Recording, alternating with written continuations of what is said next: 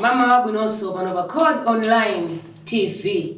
Oh yes, mama wabwino ndithundi umene. Tumiki wa Mulungu. Ndikukuzani Tumiki. Munali kuphirira. Ine ndali kuphiri kupembedzera kuti ambuye ndiyankhule. Mavumbulutso. Koma bebena usamakakamisa iya. Ambuye sada ndiyankhule lero. Mwabwera kuchabe. Ine chilungamo. Yakuvumidwa kwa ndi mvula ine kumabwera.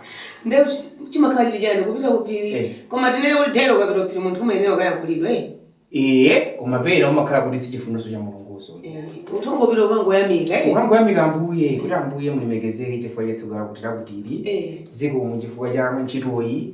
Utumikiwo chifukwa azumika ambiriso tupena kuthokoza kumavuta. Basi. Kama ngofuna ambuye ndikufuna kuzoza. Segwani mumamba. Kolo kuzoza kunyamulira pati munthu ngati ponyamulira ulibe pa kuzoza.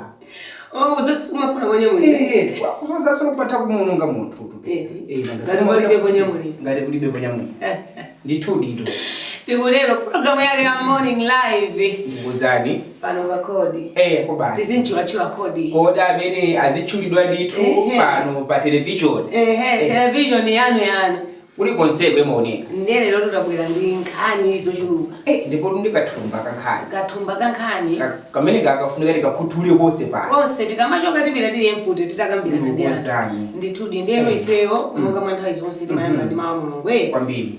Lero lili sitiwerenga mawu angodalitsika pang'ono ndi kanyimbo aka pamene tikubweranso.